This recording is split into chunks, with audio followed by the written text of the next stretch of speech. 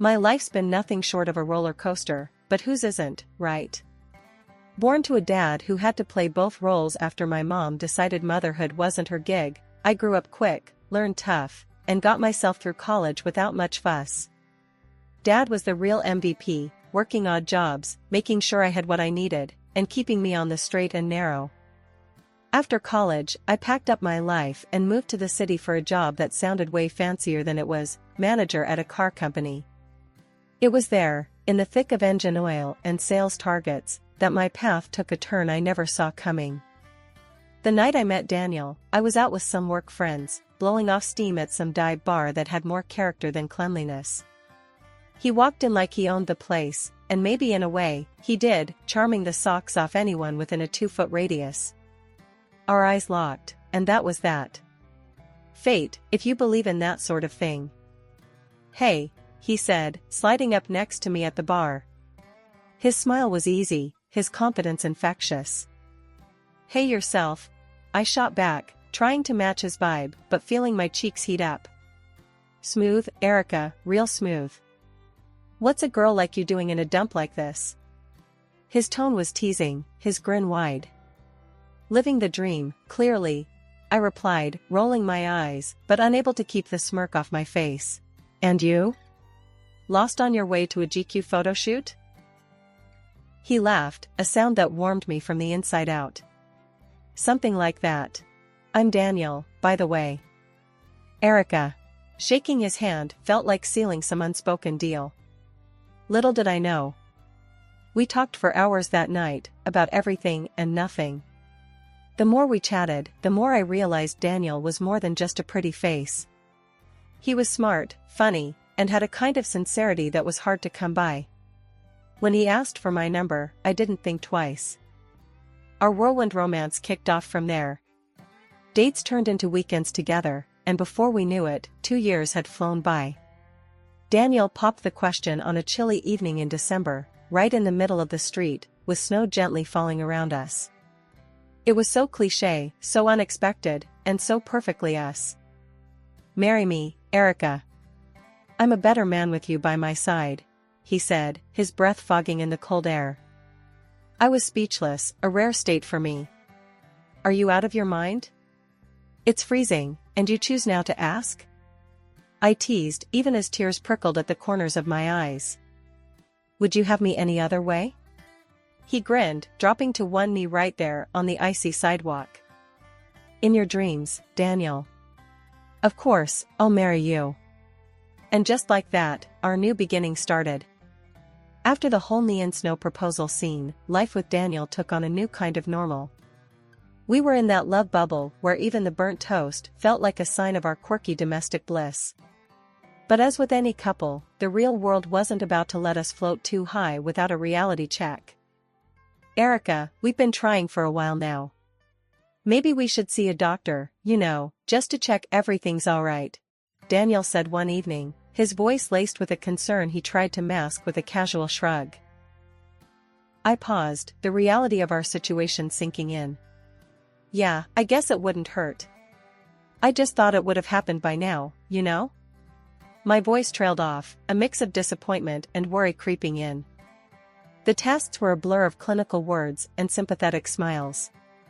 "Everything seems in order, but these things can sometimes take time," the doctor had said, offering a reassuring pat on the shoulder that felt more patronizing than comforting. Months turned into a year, and the strain began to show. Not just on me, but on us.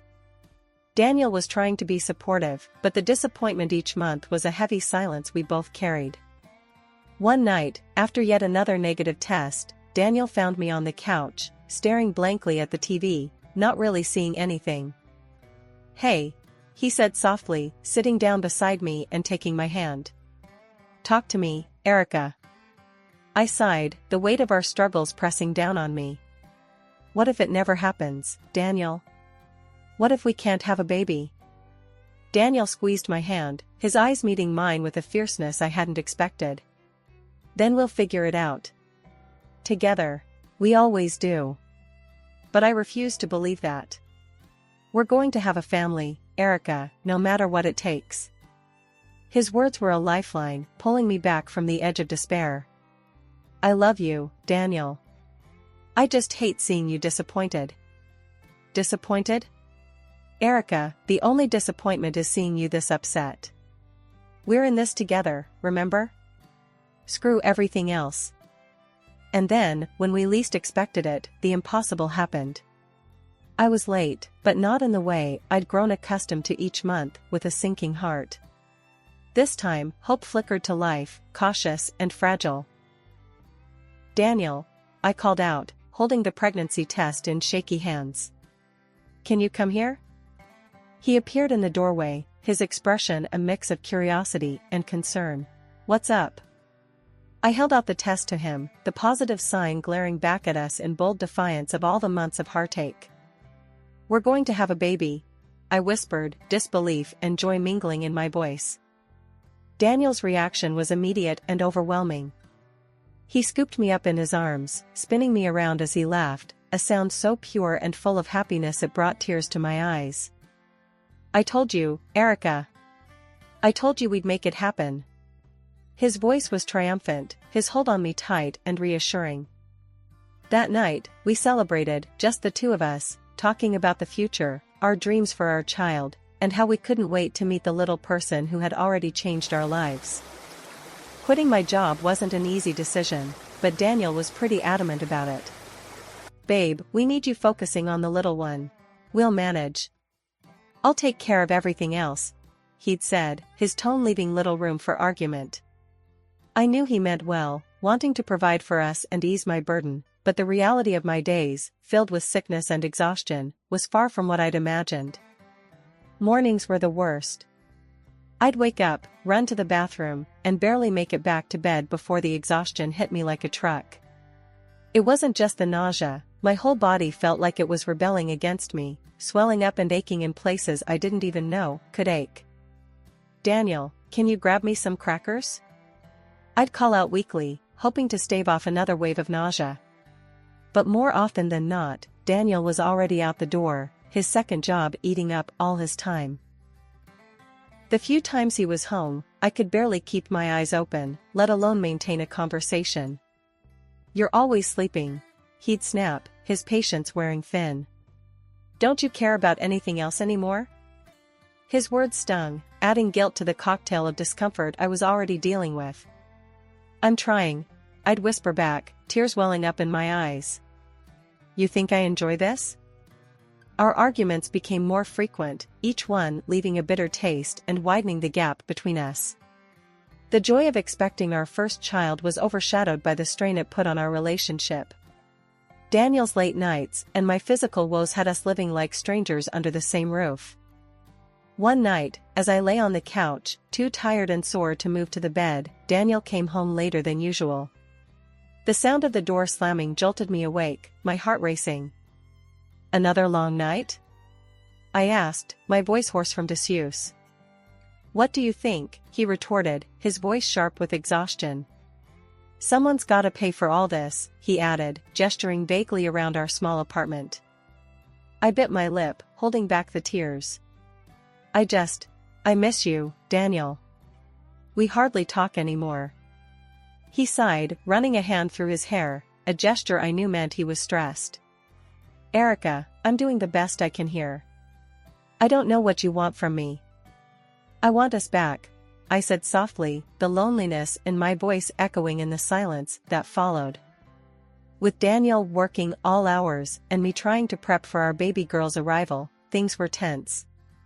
His folks, though, were a godsend. Living just a short drive away, they'd pop over often, helping out however they could. His mom, Linda, was particularly amazing, taking the lead on throwing a baby shower that was nothing short of spectacular. Linda turned our little apartment into a pink wonderland, filled with flowers, treats, and laughter. She even crafted this elaborate diaper cake that was both bizarre and beautiful. The wall behind the dining table was adorned with Sophia, our chosen name, in big, glittery letters. It was perfect, except for one glaring absence, Daniel. I'd asked him, no, pleaded with him to make it back in time. It's important to me, Daniel. Please, try to leave work early for once, I had said over the phone that morning, hope threading through my voice. Yeah, I'll see what I can do, he'd muttered, the sound of his keyboard clacking in the background. I should have known then not to get my hopes up. The party was a hit, with Linda's games and jokes keeping everyone entertained. Yet, my eyes kept darting to the door, wishing for it to open and Daniel to walk through. But he didn't.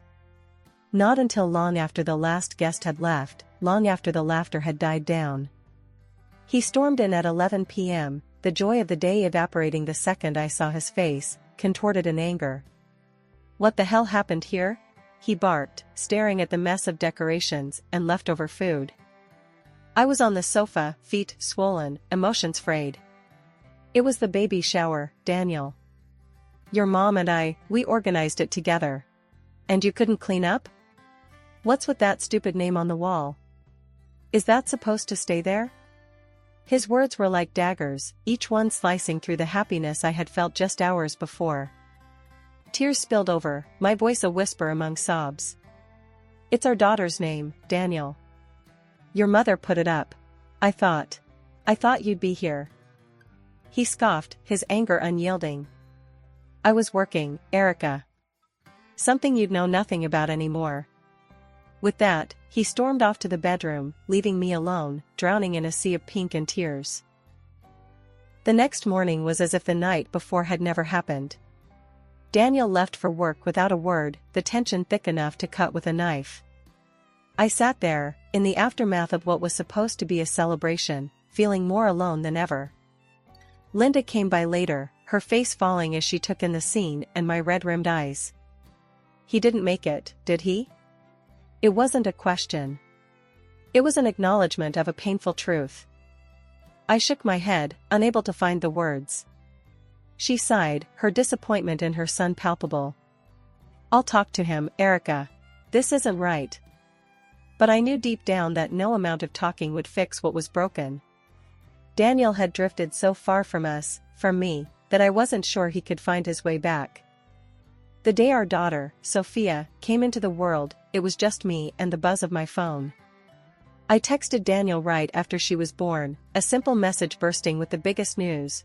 You're a dad. Sophia's here. But all I got back was silence, even though I saw he'd read the message. It was like shouting into a void, expecting an echo that never comes. Leaving the hospital, my in-laws were the ones by my side, not Daniel. They were angels, honestly, helping with everything from the car seat to setting up a little nest for Sophia back at home. You just focus on being a mom, Erica. We've got the rest. Linda, my mother-in-law, assured me with a warm smile that made things a little less heavy. When Daniel finally did show up, days later, his awkwardness around Sophia was like a wall between us. I don't think I should hold her. I might do it wrong, hurt her or something, he muttered, staring at his own daughter like she was a stranger. I tried to keep the peace, keep things light. It's not rocket science, Daniel. You won't break her. Here, just support her head, I said, gently offering our daughter to him.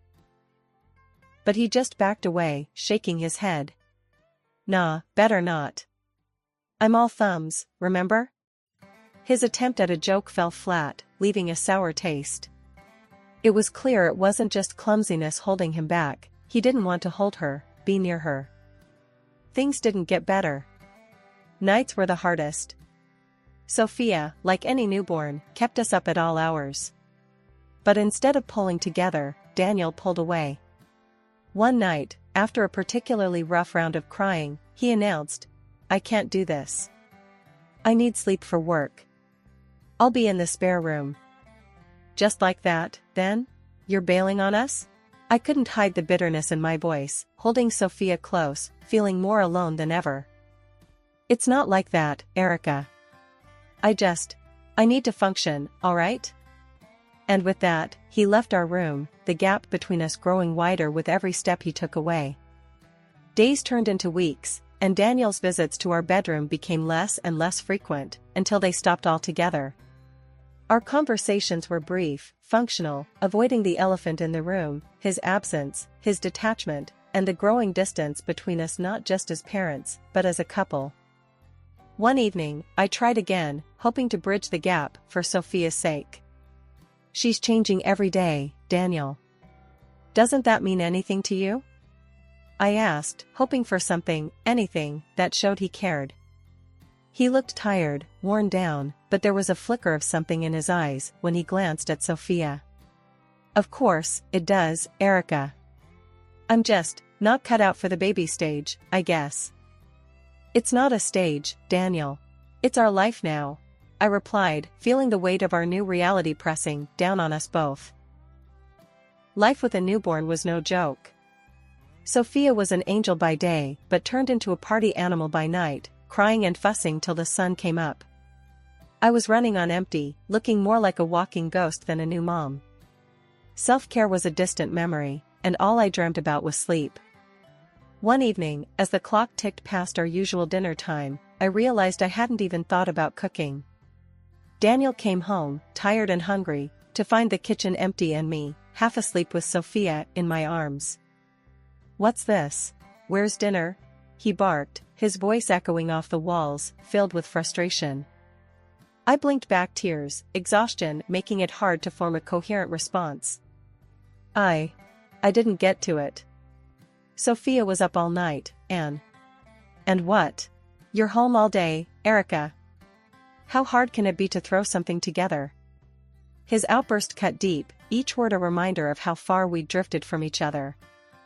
This became our new normal, Daniel complaining about the lack of cooked meals, the untidy house, and how I was always too tired. His words stung, leaving me feeling inadequate and alone. One day, after a particularly harsh criticism, I reached out to Linda, spilling everything that had been happening. "Daniel just doesn't understand. I'm trying, but it's never enough," I confessed over the phone, the dam of my emotions breaking. "Oh, honey," Linda's voice was a mix of anger and sympathy. "He has no right to speak to you like that. You're doing your best. I'll have a word with him. And don't you worry, I'll help you out with the dinners." True to her word, Linda started dropping off meals for us, making sure Daniel didn't catch on. It was our little secret, and for the first time in weeks, I felt a glimmer of hope. "Thank you, Linda. I don't know what I'd do without you," I said one evening as she handed me a casserole, her presence a comforting reminder that I wasn't in this alone. "Don't mention it, dear. Your family. And it's high time Daniel remembered that too," Linda replied, her tone firm, promising change. Her help was a band-aid on a bullet wound, though. Daniel's temper flared over trivial things, his patience thinning more each day. The meals may have been sorted, but the underlying issues, the lack of understanding and support, remained. One night, as Daniel complained about the laundry not being done, I couldn't hold back any longer. "I'm not Superwoman, Daniel. I'm doing the best I can. Why can't you see that?" I yelled back, my voice shaky with pent-up frustration and fatigue. He stared at me, his expression a mix of surprise and annoyance. "Well, maybe if you managed your time better." "Managed my time better?" I interrupted, incredulous. "I'm trying to keep our daughter happy and healthy, on no sleep, with no help from you. What more do you want from me?" Our argument spiraled from there, a harsh exchange of words and accusations. It was clear that something had to give. Linda's intervention was a temporary fix, but Daniel and I were on the brink, our marriage strained to breaking point by resentment and misunderstanding. That evening, everything came to a head in a way I never expected. Daniel stormed in, his face thunderous, while I was setting the table with the food Linda had brought over. The tension in the air was thick, almost suffocating. Without even tasting the food, Daniel swept the plates off the table, shattering them against the floor. "I can't eat this crap.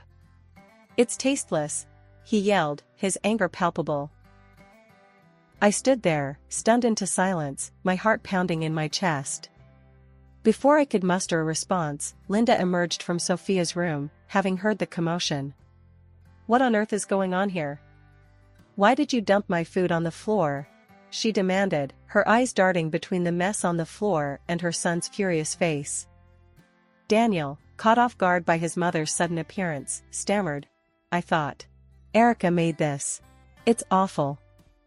Linda's face turned red, not with embarrassment, but with anger. You thought Erica made this? And that gives you the right to act like a child, throwing food around? She stepped closer to him, her voice rising. Do you have any idea how hard she's working, caring for your daughter all day and night? When was the last time you acknowledged that, huh? Daniel looked like he wanted the ground to swallow him up. Mom, No, Daniel. Linda cut him off sharply. You need to hear this. Erica's doing the best she can under tough circumstances. And instead of supporting her, you criticize and belittle her efforts. Shame on you. Daniel's eyes lowered, the fight going out of him. He mumbled an apology to his mother, but Linda was quick to correct him. You owe your apology to Erica, not me. And you know what? You need to spend a day in her shoes. Maybe then you'll understand. The silence that followed was heavy, charged with unspoken truths and realizations. Daniel nodded slowly, the reality of his actions beginning to sink in. I'm sorry, Erica. I didn't realize. Linda's plan was simple, yet daunting. Daniel would take over all my duties for a day, caring for Sophia without any help unless it was absolutely necessary. I was skeptical, but desperate for a breakthrough. After Linda's departure, the air was still thick with tension, but there was a newfound resolve between us. So, we're doing this, huh? I asked, half doubting, half hopeful.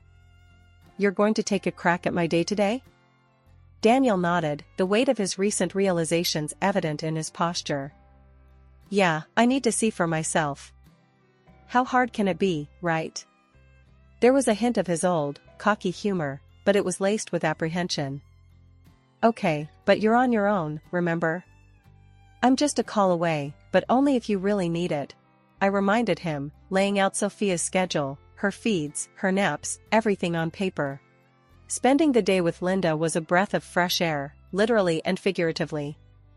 We shopped, laughed, and for a few hours, I was just me again, not just a mom or a tired wife. Coming home, I was greeted by the sight of Daniel, who looked like he'd been through a war zone. His hair was a mess, there were stains on his shirt, and the living room looked like a toy bomb had exploded. Erica, he breathed out, relief and something else, maybe respect. Coloring his tone.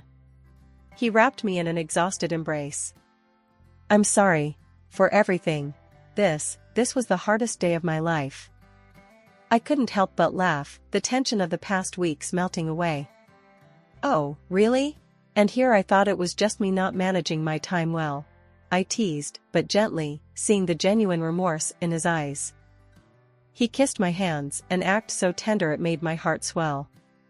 Please, don't leave me alone with her for that long again. I had no idea, everything you do. It's unbelievable. After that day, things started to shift between us.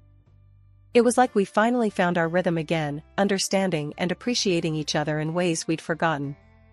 He got it now, how relentless and exhausting it was to care for Sophia, and he stepped up, big time. Hey, why don't you take the afternoon off? He'd suggest on a Saturday, seeing the fatigue in my eyes. Go hit the shops or get your nails done. I've got Sophia. Linda and we became thick as thieves. She wasn't just my mother-in-law anymore, she was my confidant, my support system. You've done wonders for him, you know. For both of them, she'd tell me, and I could see the pride in her eyes. One evening, as we sat down after putting Sophia to bed, Daniel turned to me, his hand finding mine across the couch. I was thinking, maybe it's time for you to focus on what you want again. You've been talking about going back to work, right? I nodded, surprised. Yeah, but I didn't want to just spring it on you. We've just gotten back on track.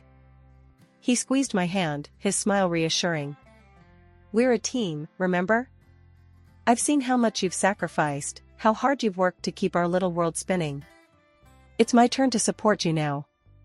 The relief and love I felt in that moment was overwhelming. I've missed my work, but I was scared it would be too much for us to handle. "We'll make it work. Just like we always do. Together," he said, the determination in his voice matching the resolve in my heart. And so, I started looking into going back to work, energized by the prospect of reclaiming a piece of myself that I'd put aside. Daniel and we found our balance, sharing the load of parenting and household duties, supporting each other's dreams and ambitions.